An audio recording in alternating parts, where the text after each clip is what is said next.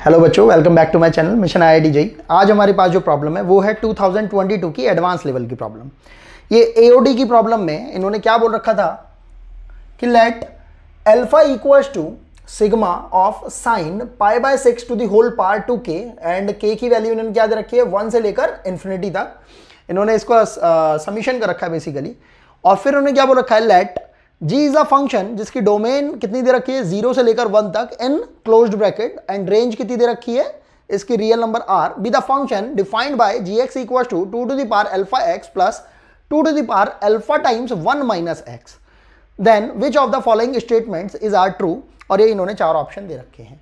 ये particular problem भी हमारे पास मल्टीपल चॉइस के अंदर थी, मतलब इसके अंदर एक से ज़्यादा ऑप्शन करेक्ट होने की संभावना बनी हुई थी। अब ये जो प्रॉब्लम है बिल्कुल ही डायरेक्ट फॉरवर्ड प्रॉब्लम दे रखी है। अगर हम ध्यान से देखेंगे आईआईटी के जो जितने भी अच्छे प्रॉब्लम जो बनते हैं उनके अंदर वो एक से ज़्यादा चैप्टर्स को मर्ज करके तब वो प्रॉब्लम को क्रिएट करते हैं। अब यहाँ पर ये जो प्रॉब्लम है हम देख रहे हैं ये सीक्वेंस सीरीज का इन्होंने बहुत छोटा सा पार्ट इसके अंदर इंक्लूड कर रखा है। तो अगर हम अल्फा को कैलकुलेट कर लेंगे तो हम देख पा रहे हैं जीएक्स के अंदर ये जो एक्सप्रेशन दे रखा है इसको कैलकुलेट करना हमारे लिए इजी हो जाएगा।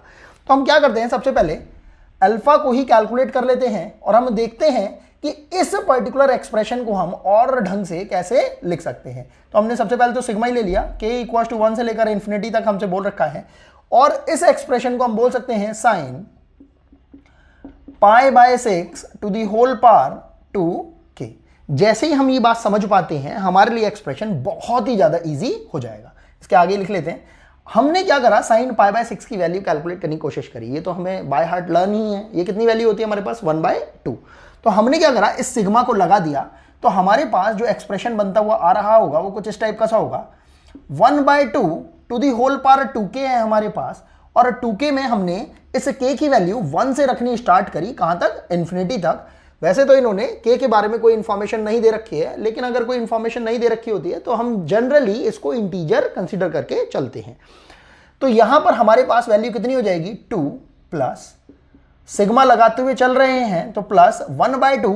अब k की सेकेंड वैल्यू हम क्या ले रहे हैं 2, तो ये कितनी पावर हो जाएगी 4 plus 1/2 to the whole power 6 plus up to ये कहां तक चली जाएगी हमारे पास इन्फिनिटी तक, क्योंकि इन्फिनिटी तक हमसे बोल रखी है।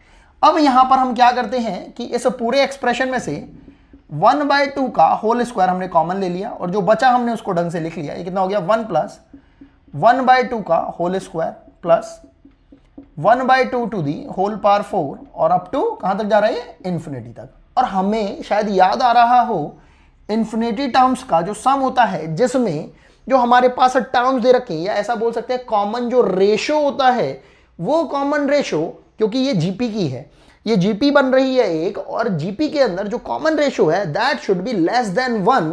केवल और केवल तभी हम इनफाइनाइट टर्म्स की जो जीपी होती है उसका सम कैलकुलेट कर सकते हैं। और वो कितना होता है हमारे पास, अगर हम स्टैंडर्ड टर्म्स की बात करें a/1 माइनस r। तो इसका यूज करते हुए हमने यहां पर इसकी वैल्यू को कैलकुलेट कर लिया।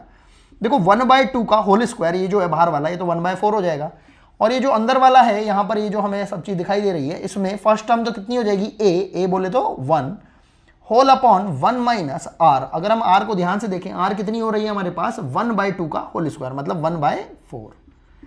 बस इसी को यूज करते हुए हमने इसको थोड़ा सिंप्लीफाई कर लिया है। कितना हो रहा है 1/4 इंटू 1 अपॉन, यहां पर ध्यान से देखें 4 माइनस 1 3/4, तो 3/4 हो रहा है। 4 से 4 कैंसिल आउट हो रहा है तो हमारे पास अल्फा की वैल्यू कितनी आ रही है 1/3। ये वैल्यू आ गई हमारे पास अल्फा की। अब ये जो अल्फा की वैल्यू आ गई है इससे अब हम gx की वैल्यू कैलकुलेट कर सकते हैं। हमने सबसे पहले gx की वैल्यू को कैलकुलेट करा। ये कितना हमें देखो दिखाई दे रहा है gx equal to 2 to the power x/3 plus 2 to the power, ध्यान से देखेंगे यहां पर भी 1/3 है तो 1 माइनस x/3। तो हमारा ये जो फंक्शन है gx कुछ इस टाइप का सा आ रहा है।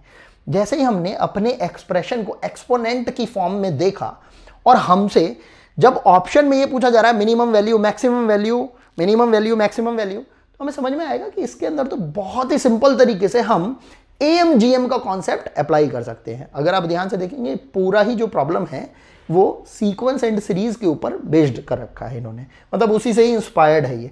तो अगर हम क्या करते हैं इसके मिनिमम वैल्यू को कैलकुलेट करना चाहते हैं और अगर हम इसके अंदर AMGM का कॉन्सेप्ट लगा देते हैं, वो क्या होता है हमारे पास am is always greater than equals to gm which is always greater than equals to hm। तो ये छोटे छोटे से जो कॉन्सेप्ट हैं वो अगर हम इसमें अप्लाई कर देते हैं तो हमारे पास कितना हो जाएगा, हम देखेंगे 2 to the power x/3 plus 2 to the power 1 minus x/3 whole divided by 2, क्योंकि हम क्या निकाल रहे हैं इस एक्सप्रेशन का am। तो am निकालने के लिए क्या होता है कि फर्स्ट टर्म या जो भी जितनी भी हमें टर्म्स दे रखे हैं उतनी टर्म्स का addition divided by number of terms. तो वो नंबर ऑफ टर्म्स कितनी है, 2 हैं, that will be greater than equals to इन दोनों ही क्वांटिटीज, जो ये दो क्वांटिटीज हमने ले रखी है a एंड b, उनका अंडर रूट। अगर 3 क्वांटिटी होंगी तो हम उनका क्या ले लेंगे, क्यूब रूट। 4 क्वांटिटी होंगी तो उनकी पावर 1/4। तो ऐसे टाइप से ये हमारे पास कितना हो जाएगा, 2 to the power x/3 into 2 to the power 1 minus x/3 to the whole power 1/2।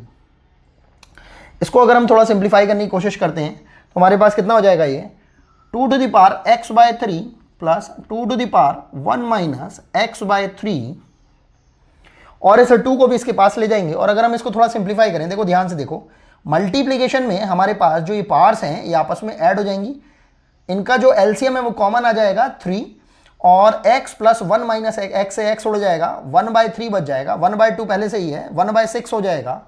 तो greater than equals to 2 to the power 1/6, और ये जो 2 था ये इसके पास आ ही जाएगा, इसकी पावर 1 बोल सकते हैं। इन दोनों की जब हम मल्टीप्लाई करेंगे तो बेसिकली क्या हो जाएगा, पावर्स आपस में ऐड हो जाएंगी। तो 1/6 प्लस 1 ये कितना हो जाएगा हमारे पास, 7/6। अब हम देख रहे हैं ये एक्सप्रेशन किसको रिप्रेजेंट कर रहा था, gx को रिप्रेजेंट कर रहा था।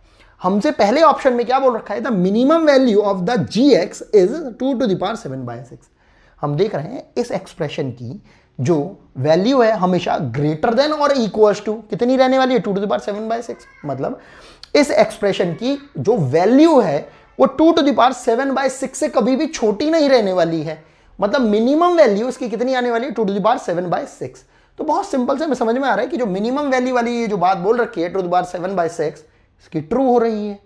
अब बात करते हैं सेकंड वाले की। यहां मैक्सिमम बच्चों को प्रॉब्लम होती है कि मैक्सिमम वैल्यू ऑफ जीएक्स कैसे कैलकुलेट कर देंगे एक्सपोनेंट के अंदर जब एक ही एक्सप्रेशन दे रखा है। ये भी बहुत सिंपल सा है। अगर आप आईआईटी इस पर्टिकुलर प्रॉब्लम को थोड़ा सा ध्यान से देखेंगे, इन्होंने जो हमें जो यहां पर जो डोमेन दे रखी है, इस डोमेन की जो वैल्यू दे रखी है that is varying from 0 to 1, and इन्होंने यहां पर क्लोज ब्रैकेट भी लगा रखा है। ये क्लोज ब्रैकेट बहुत ही रेयर केसेस के अंदर ही आईआईटी हमें देता है, अदरवाइज वो हमें हमेशा ओपन ब्रैकेट ही देता है। मोस्ट ऑफ द प्रॉब्लम्स के अंदर 99 प्रॉब्लम्स के अंदर 99% प्रॉब्लम्स के अंदर वो हमें ओपन ब्रैकेट ही देता है।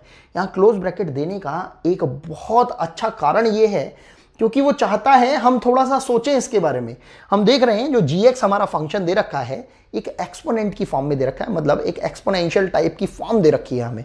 अब ये जो एक्सपोनेंशियल फॉर्म है या तो ये इंक्रीजिंग टाइप की होगी या ये डिक्रीजिंग टाइप की होगी। हम जानते हैं कि एक्सपोनेंट की वैल्यू कभी भी 0 नहीं होती और नेगेटिव भी नहीं होती है। अब जब यहां पर ये दो एक्सपोनेंट्स को जब इन्होंने हमें यहां पर एडिशन की फॉर्म में दे रखा है तो थोड़ा सोचते हैं हम इसके बारे में। अब या तो ये इंक्रीज कर रहे होंगे क्यूमुलेटिवली या फिर ये डिक्रीज कर रहे होंगे। अब अगर इंक्रीज कर रहे होंगे तो यहां पर जो हमें डोमेन दे रखी है इसकी एक्सट्रीम इस 1 वैल्यू पर मैक्सिमा मिल रहा होगा, और अगर ये डिक्रीज कर रहे होंगे तो इसकी इस डोमेन की इस मिनिमम वैल्यू के ऊपर हमें मैक्सिमा मिल रहा होगा। बस इसी छोटे से बेसिक कॉन्सेप्ट को अगर हमने ध्यान में रखा तो अगर हम एक्सट्रीमिटीज वाली ये जो वैल्यूज हैं डोमेन की उस पर जीएक्स के फंक्शन की वैल्यू को निकालते हैं तो हमें मैक्सिमा मिलना ही मिलना है। तो हमने क्या करा, हम क्या करते हैं यहां पर ले लेते हैं। हमने एक बार तो x इक्वल टू 0 पर वैल्यू कैलकुलेट करी gx की, तो हमारे पास g ऑफ 0 की वैल्यू कितनी आ रही है हम ध्यान से देखेंगे। जैसे ही हमने x की जगह पर 0 पुट करा तो हमारे पास वैल्यू कितनी आ जाएगी, ये तो देखो 1/3 था, तो ये हो जाएगा हमारे पास 2 to the power 0 प्लस। ध्यान से देखेंगे यहां पर जब हमने अल्फा की वैल्यू तो 1/3 आई गई थी, हमारे पास अल्फा की वैल्यू 1/3 थी ही, यहां पर 1 माइनस x की वैल्यू कितनी रखी 0, तो यहां पर ये 1 बचा और 1/3 था ही, तो कितना बच रहा है 2 to the power 1/3, जिसको अगर हम ढंग से लिख लें तो ये वैल्यू कितनी आ रही है 1 प्लस 2 to the power 1/3। अच्छा, अगर हम x इक्वल टू 1 पर चेक कर लेते हैं, अब इन दोनों में से जिसमें भी मैक्सिमम वैल्यू आएगी हम उसी को मैक्सिमम वैल्यू बोल देंगे। तो यहां पर x इक्वल टू 1 पर जब हमने फंक्शन gx की वैल्यू कैलकुलेट करी g1 तो वो कितनी हो रही है हमारे पास, देखो ध्यान से देखेंगे, अल्फा की वैल्यू 1/3 थी, एक्स की वैल्यू 1 ले ली, तो कितनी हो रही है 2⁻1/3 प्लस, ध्यान से देखेंगे यहां पर हमने x की वैल्यू कितनी रख दी 1, क्योंकि एक बार तो 0 पर वैल्यू चेक कर रहे थे और एक बार 1 पर वैल्यू चेक कर रहे थे। तो जैसे ही हमने वैल्यू 1 रखी तो 1 - 1 0 हो गया। अल्फा की वैल्यू भले ही चाहे कुछ भी हो, यहां पर 2 की पावर कितनी आ पाएगी 0। तो जैसे ही 2 की पावर 0 आ जाएगी, हमें पता है इसकी वैल्यू कितनी हो जाएगी 1। हम यहां से देख पा रहे हैं कि G1 की वैल्यू G0 के बराबर आ रही है, मतलब जो मैक्सिमम वैल्यू है वो 2 बार रिपीट हो रही है हमारे पास। मतलब x = 0 पर भी हमारे पास ये वैल्यू आ रही है एंड x = 1 पर भी हमारे पास वैल्यू कितनी आ रही है, यही वैल्यू आ रही है। तो हम देख पा रहे हैं जो मैक्सिमम वैल्यू है हमारे पास gx की 2 जगह पर आ रही है। तो सबसे पहले तो हम यही चेक कर लेते हैं कि maximum value of the gx है वो कितनी आ रही है 1 + 2⁻1/3। अब इसके अलावा हमें यह भी बात पता लगी कि जो मैक्सिमम वैल्यू कितनी जगह पर आ रही है, 2 जगह आ रही है। तो यहां पर इन्होंने एक तीसरा ऑप्शन भी दे रखा है, the function gx attains its maximum value at more than 1 point. तो ये बात बिल्कुल करेक्ट हो रही है। लेकिन अगर ये बात बोलते हैं function gx attains its minimum at more than 1 point, तो ये बात गलत हो रही है, क्योंकि मिनिमम वैल्यू जो आई है वो केवल और केवल एक ही बार में आई है और एक ही वैल्यू दे रही है एक ही x के लिए। तो यहां पर ये पॉइंट हमारा गलत हो जाएगा। इस पर्टिकुलर प्रॉब्लम को जब हम कर रहे होते हैं तो हमें एक अंदर से ही फीलिंग आ रही होती है कि यार ये प्रॉब्लम बिल्कुल ही किया कराया है, मतलब बिल्कुल इन्होंने हमें परोस के प्रॉब्लम दिया है कि आप इस प्रॉब्लम को कर लो और फ्री फंड में आप अपने मार्क्स ले जाओ। आई होप आपको ये प्रॉब्लम समझ में आया होगा, क्योंकि इसके अंदर जो हमारे रिक्वायर्ड आंसर्स थे वो क्या क्या आ गए थे, option number A, option number B and option number C, ये हमारा रिक्वायर्ड आंसर रहता है। अगर आपको वीडियो पसंद आए तो आप वीडियो को लाइक करिए, सब्सक्राइब करिए और ज़्यादा से ज़्यादा शेयर करिए।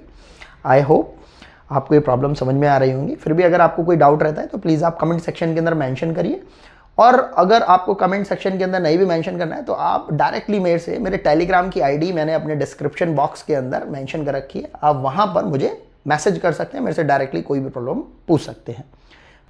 अभी के लिए सिर्फ इतना ही। Thanks for watching.